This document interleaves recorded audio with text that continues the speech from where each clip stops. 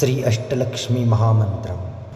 श्री लक्ष्मी और नारायण की असीम कृपा का एक शक्तिशाली साधन है। यह मंत्र देवी लक्ष्मी के विभिन्न रूपों की आराधना करने का माध्यम है, जो सुख, समृद्धि, संतोष और विजय का संचार करता है। इसमें विभिन्न ऋषियों द्वारा प्रतिपादित मंत्र, ध्यान और विधियाँ सम्मिलित है, जो श्रद्धालुओं को लक्ष्मी माता की कृपा पाने में सहायक होती है। इस महामंत्र के जप एवं श्रवण से व्यक्ति अपने जीवन में स्थिरता, धन, धान्य और समृद्धि की प्राप्ति कर सकता है।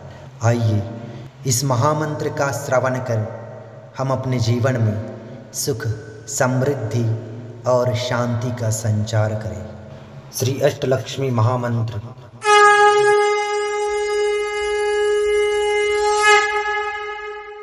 श्रीलक्ष्मीनारायणः अस्य श्रीरमानाथ महामन्त्रस्य नारायण ऋषिः विराटछन्दः लक्ष्मीनारायणो देवता अम्बीजम् ॐ शक्तिः मम किलकम्। अस्य श्रीलक्ष्मीनारायण प्रसाद सिद्धर्थे जपे विनियोगः। ॐ अंगुष्ठाभ्यां नमः। ॐ नं तर्जनीभ्यां नमः। ॐ रं मध्यमाभ्यां नमः। ॐ यं अनामिकाभ्यां नमः। ॐ नं कनिष्ठिकाभ्यां नमः। ॐ यं करतलकरपृष्ठाभ्यां नमः। ॐ हृदयाय नमः। ॐ नं शिरसे स्वाहा। ॐ रं शिखायै वषट्। ॐ यं कवचाय हुं। ॐ नं नेत्राभ्यां वौषट्। ॐ यं अस्त्राय फट्। ॐ भूर्भुवस्सुवरोमिति दिग्बन्धः। ध्यानम्। श्रीवत्सवक्षसं विष्णुं चक्रशङ्खसमन्वितं वामोरुविलसलक्ष्म्यां लिङ्गितं पीतवाससं सुस्थिरं दक्षिणं पादं वामपादं तु कुञ्चितं दक्षिणं हस्तमभयं वामं चालिङ्गितश्रियं शिखे पीताम्बरधरं हेमयज्ञोपवीतिनम् एवं ध्यायेन्द्रमानाथं पञ्चात् पूजां समाचरेत्। मूलमन्त्रम्। ॐ नमो नारायणाय। श्री आदिलक्ष्मी। अस्य श्री आदिलक्ष्मी महामन्त्रस्य भार्गवर्षिः अनुष्टुवादिनानाछन्दांसि श्री आदिलक्ष्मीर्देवता। श्रीं बीजं ह्रीं शक्तिः ऐं कीलकं श्रीमदादि महालक्ष्मी प्रसाद सिद्धर्थे जपे विनियोगः। ॐ श्रीं अंगुष्ठाभ्यां नमः। ह्रीं तर्जनीभ्यां नमः। ॐ ऐं मध्यमाभ्यां नमः। ॐ श्रीं अनामिकाभ्यां नमः। ॐ ह्रीं कनिष्ठिकाभ्यां नमः। ॐ ऐं करतलकरपृष्ठाभ्यां नमः। ॐ श्रीं हृदयाय नमः। ॐ ह्रीं शिरसे स्वाहा। ॐ ऐं शिखायै वषट्।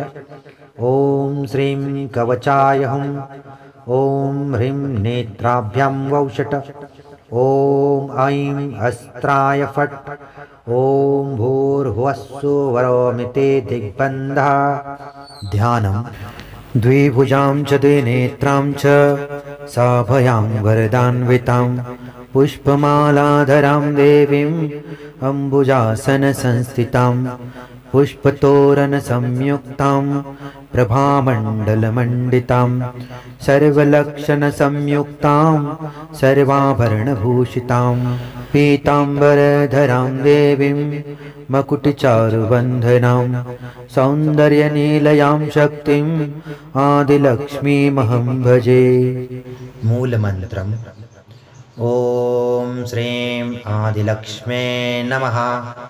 श्री संतान लक्ष्मी अस्य श्री संतानलक्ष्मी महामन्त्रस्य भृगिऋषिः निस्तृतछन्दः संतानलक्ष्मीदेवता श्रीं बीजं ह्रीं शक्ति क्लीं कीलकम् अस्य श्री संतानलक्ष्मी प्रसाद सिद्ध्यर्थे जपे विनियोगः। ॐ स्त्रां अंगुष्ठाभ्यां नमः। ॐ स्त्रीं तर्जनीभ्यां नमः। ॐ स्त्रुं मध्यमाभ्यां नमः। ॐ स्त्रैं अनामिकाभ्यां नमः। ॐ स्त्रं कनिष्ठिकाभ्यां नमः। ॐ स्त्रं करतलकरपृष्ठाभ्यां नमः। ॐ स्त्रां हृदयाय नमः। ॐ स्त्रीं शिरसि स्वाहा। ॐ स्त्रुं शिखायै वषट्। ॐ स्त्रैं कवचाय हुम्। ॐ स्त्रौं नेत्राभ्यां वौषट्। ॐ स्त्रम् अस्त्राय षट्। ॐ भूर्भुवस्वरोमिति दिग्बन्धः।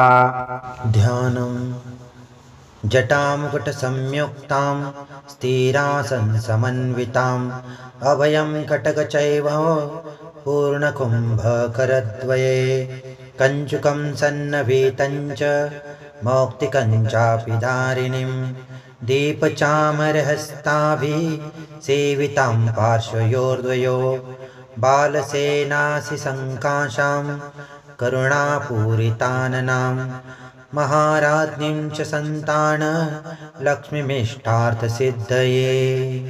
मूलमन्त्रः ॐ श्रीं संतानलक्ष्मी नमः। श्रीगजलक्ष्मी अस्य श्रीगजलक्ष्मी महामन्त्रस्य शुक्रऋषिः अनुष्टुप्छन्दः गजलक्ष्मी देवता कं बीजं मं शक्तिः लं कीलकं श्रीगजलक्ष्मी प्रसाद सिद्ध्यर्थे जपे विनियोगः। ॐ क्रां अंगुष्ठाभ्यां नमः। ॐ क्रीं तर्जनीभ्यां नमः। ॐ क्रूं मध्यमाभ्यां नमः। ॐ क्रैं अनामिकाभ्यां नमः। ॐ क्रौं कनिष्ठिकाभ्यां नमः। ॐ करतलकरपृष्ठाभ्यां नमः। ॐ क्रां हृदयाय नमः। ॐ क्रीं शिरसि स्वाहा। ॐ क्रूं शिखायै वषट्। ॐ क्रैं कवचाय हुम्। ॐ क्रौं नेत्राभ्यां वौषट्। ॐ क्र अस्त्राय फट्। ॐ भूर्भुवस्सुवरोमिति दिग्बन्धः। ध्यानं चतुर्भुजां महालक्ष्मीं गजयुग्मसुपूजितां पद्मपत्राभनयनां वराभयकरोज्ज्वलाम् ऊर्ध्वं करद्वये चाब्जं दधतीं शुक्लवस्त्रकं पद्मासने सुखासीनां गजलक्ष्मीमहं भजे। मूलमन्त्रम् ॐ श्रीं गजलक्ष्मी नमः। श्रीधनलक्ष्मी अस्य श्रीधनलक्ष्मी महामन्त्रस्य परब्रह्मर्षिः अनुष्टुप्छन्दः श्रीधनलक्ष्मी देवता लं बीजं धं शक्तिः मं कीलकं श्रीधनलक्ष्मी प्रसाद सिद्ध्यर्थे जपे विनियोगः। ॐ त्रां अंगुष्ठाभ्यां नमः। ॐ स्त्रीं तर्जनीभ्यां नमः। ॐ त्रुं मध्यमाभ्यां नमः। ॐ त्रैं अनामिकाभ्यां नमः। ॐ त्रौं कनिष्ठिकाभ्यां नमः। ॐ करतलकरपृष्ठाभ्यां नमः। ॐ तां हृदयाय नमः। ॐ त्रीं शिरसि स्वाहा। ॐ त्रुं शिखायै वषट्। ॐ त्रैं कवचाय हुम्। ॐ त्रौं नेत्राभ्यां वौषट्। ॐ त्र अस्त्राय फट्। ॐ भूर्भुवस्सुवरोमिति दिग्बन्धः। ध्यानं किरीटमुकुटोपेतां स्वर्णवर्णसमन्वितां सर्वाभरणसंयुक्तां सुखासनसमन्वितां परिपूर्णं च कुम्भं च दक्षिणेन करेण तु चक्रं बाणं च ताम्बूलं तदा वामकरेण तु शङ्खं पद्मं च चापं च कुण्डिकामपि धारिणं सकञ्चुकस्तनीं ध्यायेत् धनलक्ष्मीं मनोहरां। मूलमन्त्रम् ॐ श्रीं धनलक्ष्म्यै नमः। श्रीधान्यलक्ष्मी। अस्य श्रीधान्यलक्ष्मी महामन्त्रस्य परब्रह्मर्षिः अनुष्टुप्छन्दः श्रीधान्यलक्ष्मी देवता धं बीजं लं शक्तिः मं कीलकं श्रीधान्यलक्ष्मी प्रसादसिद्ध्यर्थे जपे विनियोगः। ॐ द्रां अङ्गुष्ठाभ्यां नमः। ॐ द्रीं तर्जनीभ्यां नमः। ॐ द्रौं मध्यमाभ्यां नमः। ॐ द्रैं अनामिकाभ्यां नमः। ॐ द्रौं कनिष्ठिकाभ्यां नमः। ॐ द्रः करतलकरपृष्ठाभ्यां नमः। ॐ द्रां हृदयाय नमः। ॐ द्रीं शिरसे स्वाहा। ॐ द्रौं शिखायै वषट्। ॐ द्रैं कवचाय हुम्। ॐ द्रौं नेत्राभ्यां वौषट्। ॐ द्र अस्त्राय फट्। ॐ भूर्भुवस्सुवरोमिति दिग्बन्धः। ध्यानं वरदाभयसंयुक्तां किरीटं कुटोज्ज्वलाम् अम्बुजं चेक्षुलालिं च कदम्बफलद्रोणिकां पङ्कजचाष्टहस्तेषु दधानां शुक्लरूपिणीं कृपामूर्तिं जटाजूटां सुखासनसमन्वितां सर्वालङ्कारसंयुक्तां सर्वाभरणभूषितां मदमत्तां मनोहारे रूपां धान्यश्रियं भजे। मूलमन्त्रः ॐ श्रीं धान्यलक्ष्म्यै नमः। श्रीविजयलक्ष्मी। अस्य श्रीविजयलक्ष्मी महामन्त्रस्य नारदऋषिः नानाछन्दांसि श्रीविजयलक्ष्मी देवता लं बीजं क्षं शक्तिः यं कीलकं सर्वकार्यसिद्धिद्वारा श्रीविजयलक्ष्मी प्रसादसिद्ध्यर्थे जपे विनियोगः। ॐ व्रां अङ्गुष्ठाभ्यां नमः। ॐ व्रीं तर्जनीभ्यां नमः। ॐ ह्रूं मध्यमाभ्यां नमः। ॐ व्रैं अनामिकाभ्यां नमः। ॐ व्रौं कनिष्ठिकाभ्यां नमः। ॐ व्रः करतलकरपृष्ठाभ्यां नमः। ॐ व्रां हृदयाय नमः। ॐ व्रीं शिरसे स्वाहा। ॐ भ्रूं शिखायै वषट्। ॐ व्रैं कवचाय हुम्। ॐ व्रौं नेत्राभ्यां वौषट्। ॐ व्रः अस्त्राय फट्। ॐ भूर्भुवस्सुवरोमिति दिग्बन्धः। ध्यानम् अष्टबाहुयुतां देवीं सिंहासनवरस्थितां सखासनां सुकेशिं च किरीटमुकुटोज्ज्वलां श्यामाङ्गीं कोमलाकारां सर्वाभरणभूषितां शङ्खपाशं सदा चक्रं भयं सव्यहस्तके खेटकञ्चाङ्कुशं शङ्खं वरदं वामहस्तके राजरूपधरां शक्तिं प्रभासौन्दर्यशोभितां हंसारूढां स्मरे देवीं विजया विजयप्रदे। मूलमन्त्रः ॐ श्रीं विजयलक्ष्म्यै नमः। श्रीधैर्यलक्ष्मी। अस्य श्रीवीरलक्ष्मी महामन्त्रस्य नारदऋषिः तुष्टुप्छन्दः श्रीवीरलक्ष्मी देवता लं बीजं रं शक्तिः लं कीलकम् आरोग्यभाग्यसिद्धिद्वारा श्रीवीरलक्ष्मी प्रसादसिद्ध्यर्थे जपे विनियोगः। ॐ व्रां अङ्गुष्ठाभ्यां नमः। ॐ व्रीं तर्जनीभ्यां नमः। ॐ व्रूं मध्यमाभ्यां नमः। ॐ व्रैं अनामिकाभ्यां नमः। ॐ रौं कनिष्ठिकाभ्यां नमः। ॐ बृहः करतलकरपृष्ठाभ्यां नमः। ॐ ब्रां हृदयाय नमः। ॐ ब्रें शिरस्ये स्वाहा। ॐ ब्रूं शिखायै वषट्। ॐ ब्रैं कवचाय हुं। ॐ ब्रौं नेत्राभ्यां वौषट्। ॐ भ्र अस्त्राय फट्। ॐ भूर्भुवस्सुवरोमिति दिग्बन्धः। ध्यानम्।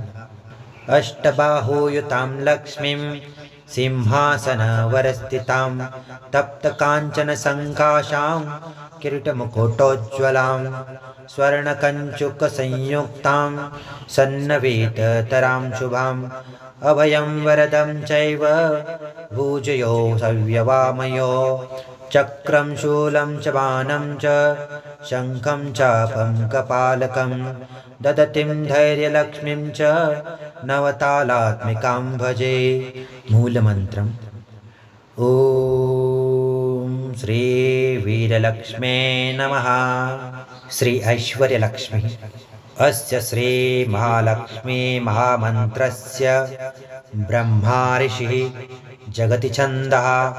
श्री महालक्ष्मी देवता राम्बीजं ह्रीं शक्तिः ह्रूं कीलकं श्री महालक्ष्मी प्रसाद सिद्ध्यर्थे जपे विनियोगः। ॐ क्षां अंगुष्ठाभ्यां नमः। ॐ श्रीं तर्जनीभ्यां नमः। ॐ श्रों मध्यमाभ्यां नमः। ॐ श्रैं अनामिकाभ्यां नमः। ॐ श्रौं कनिष्ठिकाभ्यां नमः। ॐ क्र करतलकरपृष्ठाभ्यां नमः। ॐ श्रां हृदयाय नमः। ॐ श्रीं शिरसे स्वाहा। ॐ श्रों शिखायै वषट्। ॐ श्रैं कवचाय हुं। ॐ श्रौं नेत्राभ्यां वौषट्। ॐ श्र अस्त्राय फट्। ॐ भूर्भुवस्सुवरोमिति दिग्बन्धः। ध्यानम्। चतुर्भुजां त्रिनेत्रां च वराभयकरान्विताम् अब्जद्वयकराम्भोजाम् अम्बुजासनसंस्थितां सस्वर्णघटोराभ्यां प्लाव्यमानां महाश्रियं सर्वाभरणशोभाढ्यां शुभ्रवस्त्रोत्तरीयकां चामरगृहनारीभिः सेवितां पार्श्वयोर्द्वयो अपादलम्बिवसनां करण्डमुकुटां भजे।